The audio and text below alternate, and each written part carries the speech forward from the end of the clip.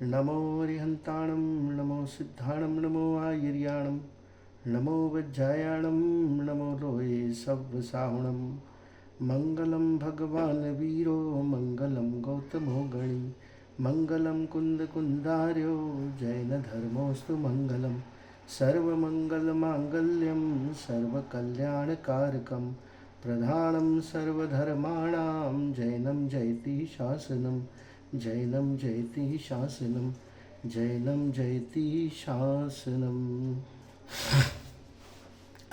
छत्र चूड़ामणि की प्रस्तावना का वांचन कर रहे हैं हम लोग। तो कल हम लोगों ने 4 लंब यानी 4 चैप्टर्स तक की प्रस्तावना पढ़ ली थी, जिसका लास्ट पैराग्राफ मैं फिर से थोड़ा सा पढ़ लेता हूँ। Last 2 paragraph. गुणमाला नदी में स्नान कर कुटुंबीजनों और नौकरों के साथ वापस लौट रही थी कि रास्ते में काष्ठांगार के एक मदोन्मत्त हाथी ने उसे घेर लिया। इस मौके पर कुटुंबीजन तो डर कर भाग गए, पर जीवंधर कुमार जल क्रीड़ा के पश्चात उसी मार्ग से वापस आते हुए अचानक वहां आ पहुंचे और उन्होंने हाथी को अपने कुंडल से ताड़ित कर भगा दिया। बस फिर क्या था। जीवंधर कुमार के पराक्रम, साहस और बुद्धि बल से प्रभावित होकर गुणमाला के हृदय में उनके प्रति प्रेम उत्पन्न हो गया। फलस्वरूप कालांतर में दोनों का विवाह हो गया। ये चौथा लम्ब यहाँ पर समाप्त हो जाता है, जिसमें उन जीवंधर कुमार की का विवाह जो है गुणमाला के साथ हो जाता है। कथानक को आगे बढ़ाते हुए 5वें लम्ब यानी अध्याय में कहा गया है, गुणमाला की प्राण रक्षा के निमित्त जीवंधर कुमार द्वारा परास्त और तिरस्कृत हाथी ने खाना पीना भी छोड़ दिया था। जिस हाथी को जीवंधर कुमार ने अपने कुंडल से ताड़ित कर भगा दिया था, उसको अंदर से इतना दुख हो रहा था हार का कि उसने सब खाना पीना सब कुछ छोड़ दिया था। ठीक है। इस घटना से ग्रंथकार पाठकों को ये संदेश देना चाहते हैं कि तिरस्कार को जब पशु भी सहन नहीं कर पाते तो अकारण किया गया मानवों का तिरस्कार किसी भी सज्जन पुरुष को कैसे सहन हो सकता है। अतः यदि हम स्वयं शांति से रहना चाहते हैं तो कम से कम अकारण तो किसी का भी तिरस्कार न करें। मतलब जो ग्रंथकार है उन्होंने पाठकों को ये संदेश दिया है कि तिरस्कार जब हाथी जैसे पशु को भी दुख का कारण हो सकता है, तो मानवों को कितना दुख होता होगा अकारण तिरस्कार करने से। इसलिए यदि हम स्वयं शांति से रहना चाहते हैं तो कम से कम अकारण तो किसी का भी तिरस्कार ना करें। अरे अकारण नहीं, कारण पाकर भी किसी का भी तिरस्कार हमें नहीं करना चाहिए।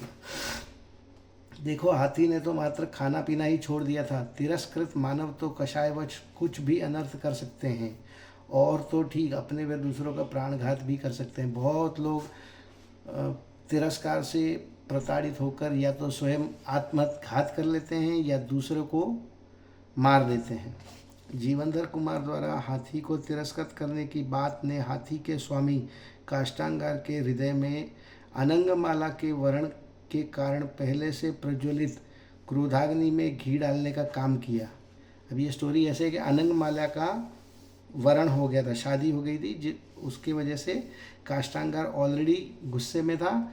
और ये हाथी को तिरस्कृत करने की बात जब उसको पता चली काष्ठांगार को, तो उस बात ने उसके क्रोधाग्नि में घी डालने का काम किया। क्रुद्ध काष्ठांगार के द्वारा जीवंधर कुमार को पकड़वाने के लिए आए सैनिकों से लड़ने के लिए तत्पर जीवंधर कुमार को युद्ध करने से यदि सेठ गंधोत्कच नहीं रोकते तो निश्चित ही काष्ठांगार और जीवंधर कुमार के बीच घमासान युद्ध होता। सेठ गंधोत्कच ने जीवंधर कुमार को मात्र युद्ध लड़ने से ही नहीं रोका, अपितु जीवंधर कुमार के दोनों हाथों को पीठ की ओर पीछे करके कसकर बांधकर उन्हें काष्ठांगार के समक्ष प्रस्तुत भी कर दिया। अब क्या हुआ, सेठ गंधोत्कच जो कि जीवंधर कुमार के दत्तक पिता थे, उन्होंने जीवंधर कुमार को उस युद्ध से को लड़ने से रोका, और उतना ही नहीं, उनको पकड़ के जीवंधर कुमार को पकड़कर उनको काष्ठांगार के समक्ष प्रस्तुत भी कर दिया। प्रतिकार करने में पूर्ण समर्थ जीवंधर कुमार अपने धर्म पिता की इच्छा के विरुद्ध कुछ भी करना नहीं चाहते थे, अतः उन्होंने कुछ भी प्रतिक्रिया या रोष तो प्रकट ने किया ही नहीं, प्रतिकार भी नहीं किया।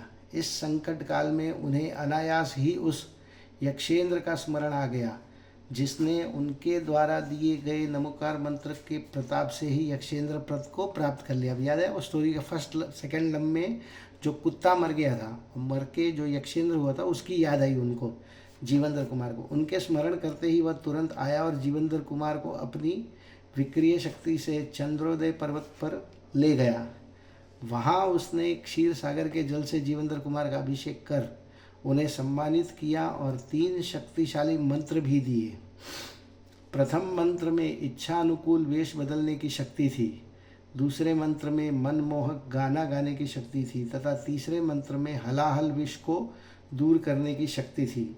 साथ ही यह भविष्यवाणी भी की कि तुम 1 वर्ष में ही राजा बन जाओगे और अंत में मोक्ष पद प्राप्त करोगे। ये भविष्यवाणी किसने की? उस कुत्ते के जीव ने, जो यक्षेंद्र बन गया था। उसने ये उसको 3 वर दिए, 3 मंत्र दिए और अंत में भविष्यवाणी की कि तुम 1 वर्ष में ही राजा बन जाओगे और अंत में मोक्ष पद प्राप्त करोगे। यह घटना यह संदेश देती है कि कैसा भी संकट क्यों ना आए, अपने पूज्य माता पिता और गुरुजन की इच्छा के विरुद्ध आचरण नहीं करना चाहिए तथा दीन दुखियों के प्रति करुणा, प्राणी मात्र की रक्षा और परोपकार की भावना रखनी चाहिए तथा शत्रु के प्रति साम्य भाव रखना चाहिए। अनुकूल प्रतिकूल प्रसंगों में अपने पूर्वोपार्जित पुण्य पाप का फल विचार कर दूसरों को दोष नहीं देना चाहिए। कथानक में आगे बढ़ते हुए ग्रंथकार कहते हैं कि जीवेंद्र कुमार चंद्रोदय पर्वत से घूमते हुए एक वन में आए। वहाँ चारों ओर लगी हुई दावाग्नि से जलते हुए हाथियों को देख दयार्द्र हो उन्होंने सदैव हृदय से हाथियों को बचाने की इच्छा की। तदनुसार मेघ वृष्टि हुई और दावाग्नि बुझने से उन हाथियों की रक्षा हुई। मतलब स्टोरी आगे बढ़ती है और आगे बढ़ते बढ़ते वो चंद्रोदय, जहाँ पर वो उसको ले गया था यक्षेंद्र, चंद्रोदय पर्वत पर, वहाँ पे वो घूम फिर रहे थे वन में। तो देखा कि एक जंगल में जहाँ पहुँचे वहाँ पे दावाग्नि यानी जंगल की आग को दावाग्नि कहते हैं। वो आग चारों तरफ लगी हुई थी और बीच में हाथियों का झुंड था, जो हाथी जलने की कगार पर थे उसमें। तो उनको दया आई और उन्होंने उसके बचाने की इच्छा की और उसके पीछे सहज ही मेघ वृष्टि हुई और दावाग्नि बुझने से उन हाथियों की रक्षा हुई। वहाँ से प्रस्थान कर अनेक तीर्थ स्थानों की वंदना करते हुए वे चंद्राभा नगरी में पहुँचे। वहाँ के राजा धनमित्र की सुपुत्री पद्मा को सांप ने काट लिया था। जीवेंद्र कुमार ने अपने दूसरे मंत्र के प्रभाव से उसके तत्काल जीवित कर दिया। तब राजा ने बहुत सम्मान कर आधा राज्य देकर अपनी उस पद्मा नामक कन्या से का उनके साथ विवाह किया। इस प्रकार जीवेंद्र कुमार ने यक्षेंद्र से प्राप्त मंत्र शक्तियों का सदुपयोग करके परोपकार का कार्य किया। मतलब हाथियों को भी बचाया और फिर जो ये पद्मा थी, जो राजा धनमित्र की सुपुत्री थी पद्मा, उसको सांप ने काट लिया था, उसको भी उसने उनका विष, हलाहल विष को उसने दूर कर दिया। इस प्रकार जीवेंद्र कुमार ने यक्षेंद्र से प्राप्त मंत्र शक्तियों का सदुपयोग करके परोपकार का कार्य ही किया। यह घटना हमें यह संदेश देती है कि पुण्योदय से प्राप्त अंतरंग बहिरंग वैभव का अपने भोगों की प्राप्ति में दुरुपयोग न करके परोपकार में उसका सदुपयोग करना चाहिए। पुण्योदय से हमें जो भी सामग्री मिली है, जो भी धन मिला है, यश वैभव जो भी मिला है, उससे हमको अंतरंग और बहिरंग वैभव को अपने भोगों में की प्राप्ति में उसका दुरुपयोग न करके दूसरों के परोपकार में उसका सदुपयोग करना चाहिए। 5वां लम्ब यहाँ पे समाप्त होता है।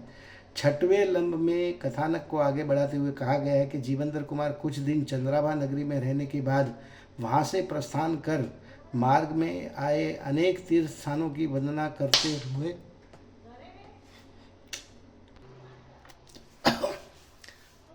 तो 6वें लम्ब में कथानक को आगे बढ़ाते हुए कहा गया है कि जीवेंद्र कुमार कुछ दिन चंद्राभा नगरी में रहने के बाद वहाँ से प्रस्थान कर मार्ग में आए अनेक तीर्थ स्थानों की वंदना करते हुए एक तपस्वी के आश्रम में पहुँचे।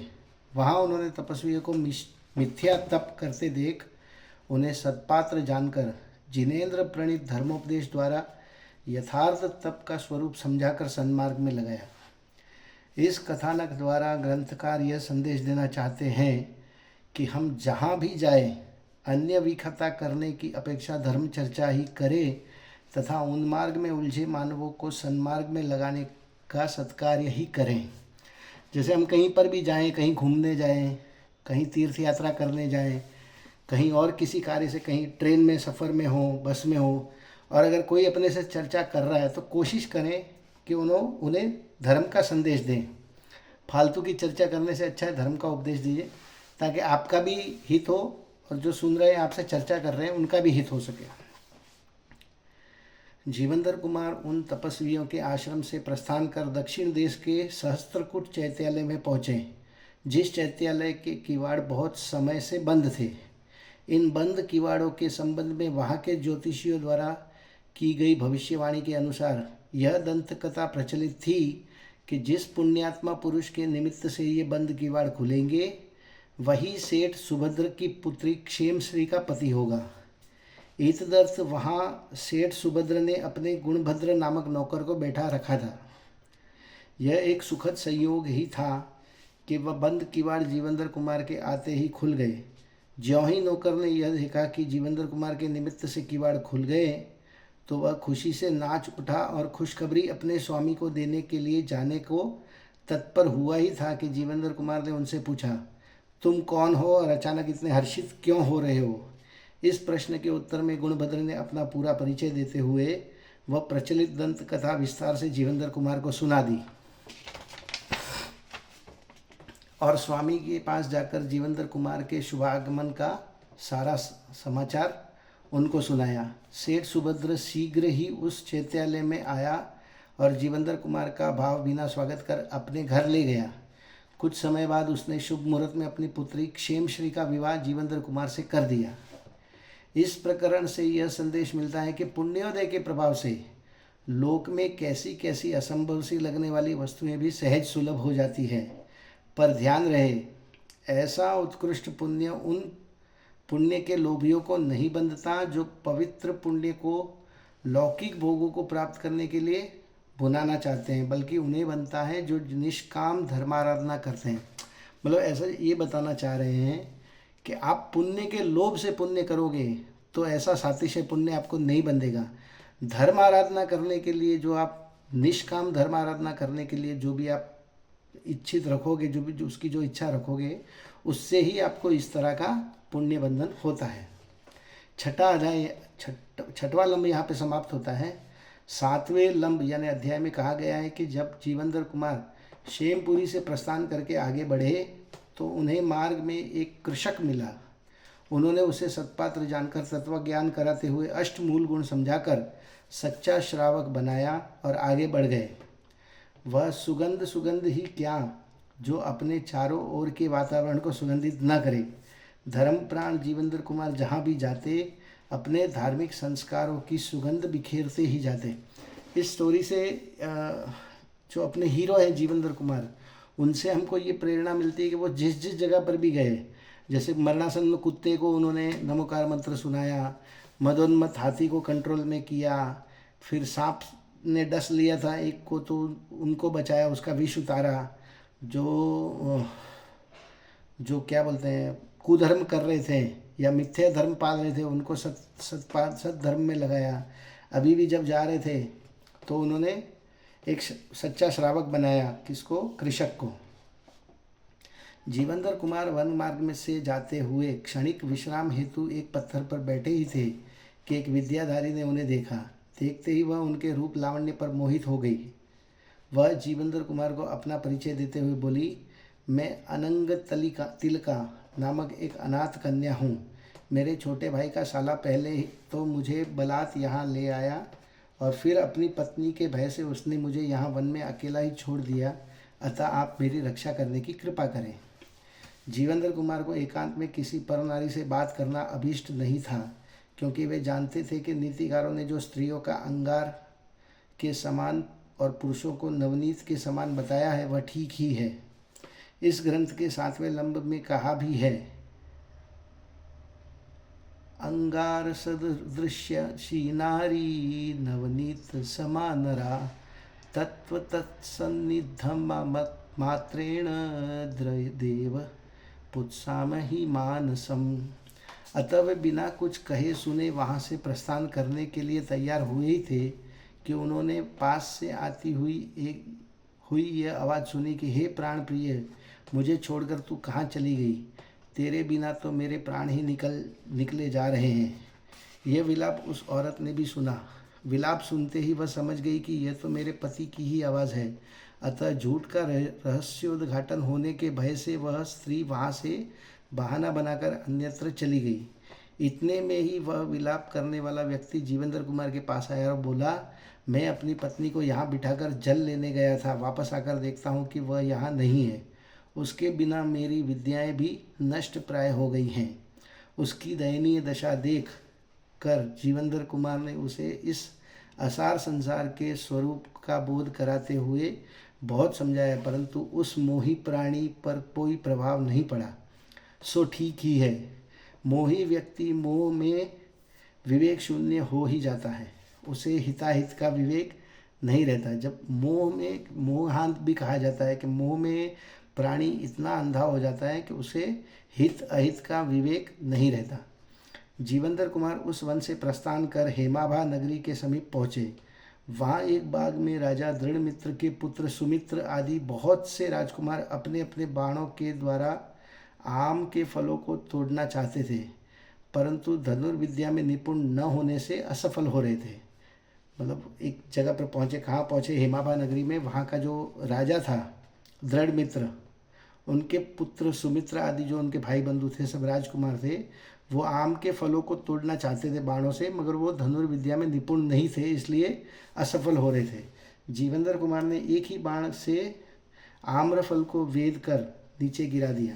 तब राजकुमारों ने अपना परिचय देते हुए जीवेंद्र कुमार से विनम्र निवेदन किया कि हमें धनुर्विद्या में निपुण बनाने के लिए हमारे पिता आप जैसे ही किसी धनुर्विद्या में निपुण विद्वान की खोज में हैं, अतः आप उनसे मिलने की कृपा करें। उन्हें पात्र जानकर जीवेंद्र कुमार राजा दृढ़मित्र से मिलने और राजा के निवेदन करने पर जीवेंद्र कुमार ने राजकुमार को धनुर्विद्या में निपुण कर दिया। राजा ने इस महान उपकार से उपकृत होकर एवं अपनी कनकमाला नामक कन्या के योग्य वर जानकर उनके साथ कनकमाला का विवाह कर दिया। इस बात से भी यही संदेश मिलता है कि पुण्यवान और धर्मात्मा व्यक्ति जहाँ भी जाएगा उसे सम्मान तो मिलेगा ही, लोग उसे अपना बनाने में गौरवान्वित होंगे। 8वें लंब का प्रारंभ करते हुए ग्रंथकार कहते हैं कि जैसे समुद्र के तट पर बैठे तटस्थ भाव से लहरों का आनंद लेने वाले विवेकी तो जीवित रहते हैं, सुखी रहते हैं, परंतु समुद्र के बीच गहरे पानी में गोते लगाने वाले जीवित नहीं रहते, वैसे ही अल्प राग करने वाले तो सुखी रहते हैं, किंतु अधिक अनुराग करने वाले सुखी नहीं रहते।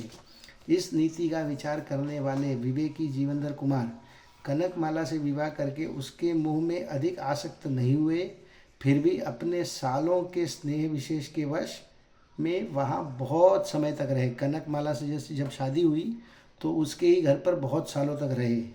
एक बार एक स्त्री द्वारा उन्हें अपने छोटे भाई नंदाढ्य को कनकमाला के पितृगृह आयुधशाला में आने का समाचार मिला, तो वे वहाँ दौड़े दौड़े गए और वहाँ नंदाढ्य को पाकर प्रसन्न हुए। एक स्त्री ने उनके जीवेंद्र कुमार के छोटे भाई नंदाढ्य के आने का समाचार दिया, तो जीवेंद्र कुमार बहुत खुश हुए और अपने छोटे भाई नंदाढ्य से मिलने के लिए दौड़ गए।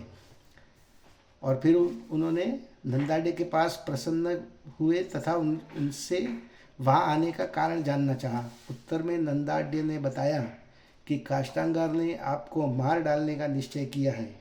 यह ज्ञात होते ही मैं भाभी गंधर्वदत्ता के पास गया। वहाँ भाभी को प्रसन्नचित्त देख मुझे इस बात का आश्चर्य हुआ कि आपकी मृत्यु का समाचार जानकर भी भाभी प्रसन्न है।